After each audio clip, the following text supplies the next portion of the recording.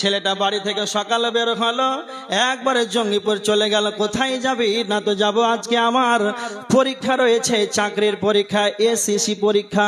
সুবহানাল্লাহ।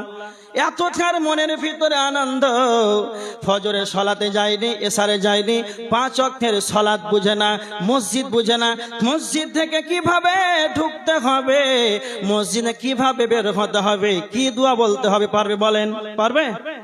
ক্ষমতা আছে? পারবে না। তার মানে আমি টোটালটা একটাই কথা আপনাদেরকে বলে দিলাম, ভালো করে কথাটা শুনে নেন। বিশ্বনবী যে মিথ্যা কথা বলেছেন, জি না। আপনি এমন শিক্ষা গ্রহণ করলেন, আপনি এমন শিক্ষা গ্রহণ করলেন, আপনি এমন শিক্ষা গ্রহণ করলেন, সেই শিক্ষাটা আপনাকে জাহান্নাম থেকে বাঁচাতে পারলো না। সেই শিক্ষা নবীজি না কাজ করেছেন। যেই শিক্ষা তোমার পিতামাতাকে বৃদ্ধাশ্রমে তুমি রেখে এলে রে, এই শিক্ষাকে নবীজি না কাজ করেছেন। তুমি এমন শিক্ষা গ্রহণ করলে তোমাকে দাঁড়িয়ে পেশাব করতে বাধ্য করে, তুমি এমন শিক্ষা গ্রহণ করলে আল্লাহর যখন ডাক হয়, মুয়াজ্জিন বলে আসসালাতু খায়রুম মিনান নাওম, ঘুম থেকে সালাত উত্তম, তখন তুমি বিবের ঘরে ঘুমিয়ে থাকো। তোমার সকাল হয়, তোমার নাম আব্দুল্লাহ, তোমার আব্বার নাম আব্দুর রহমান, তোমার দাদার নাম আবু সুফিয়ান, টাটকা মুসলমানের নাম, আর তুমি বিহায়া বেলজ্জার মতো তুমি কেমন করে ফজরের সময় ঘুমিয়ে থাকো।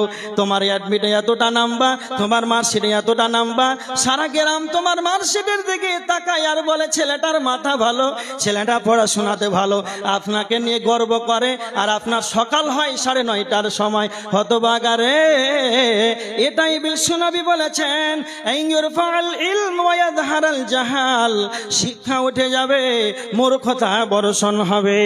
3 নাম্বার নবীজি বলছেন ওয়ায়াফশুজ জিনা, জিনার সংখ্যা বেড়ে যাবে, ওয়াবাদ বিলামিশা বেড়ে যাবে। আপনি রাস্তাতে যাবেন, টোটোতে যাবেন, স্টেশন যাবেন, প্লেনে যাবেন, বাসে যাবেন, টোটোতে যাবেন, বেপরদা মহিলা এতটা বেড়েছে, আর মানুষ যেন তার চোখটাকে নিয়ন্ত্রণ করতে পারছে না। যতদিন যায় তত মহিলারা বেপরদা হয়ে বেরিয়ে যায়। আর এই বেপরদার কারণে আজকে সমাজের ভিতরে যেন জিনার সংখ্যা বেড়েছে।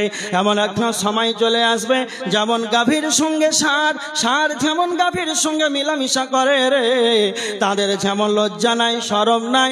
আমি আব্দুল কাইয়ুম প্রধান বক্তা যদি তার সামনে দিয়ে যায়, আপনাদের এমপি যায়, এমএলএ যায়, প্রধান শিক্ষক যায়, তারপরে ওই ষাঁড়কে, ওই গাভীকে ইঞ্চিত পরিমাণ থাকে লজ্জা লাগবে না।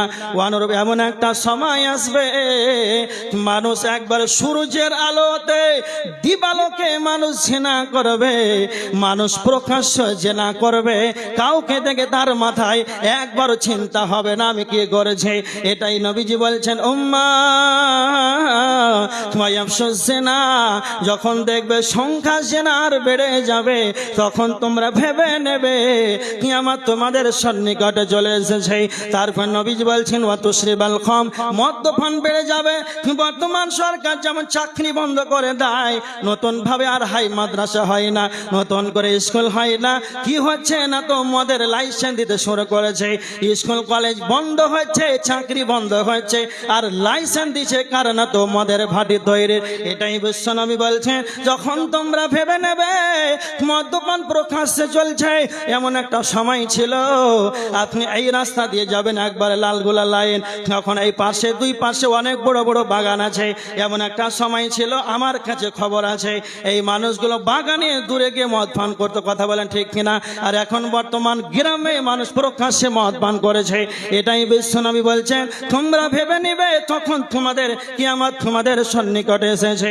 নাম্বার 5 ওয়ায়াকসুরান নিসা, মহিলাদের সংখ্যা বেড়ে যাবে। কতটা মহিলাদের সংখ্যা বেড়ে যাবে? বিশ্বনবী বলেছেন ওয়ায়াকিল্লার রিজালু হাত্তা ইয়াকুনা লিখামসিনা ইমরাতান কাইয়িবুন ওয়াহিদুন, 50 জন মহিলা মহিলা হবে আর একজন পুরুষ হবে।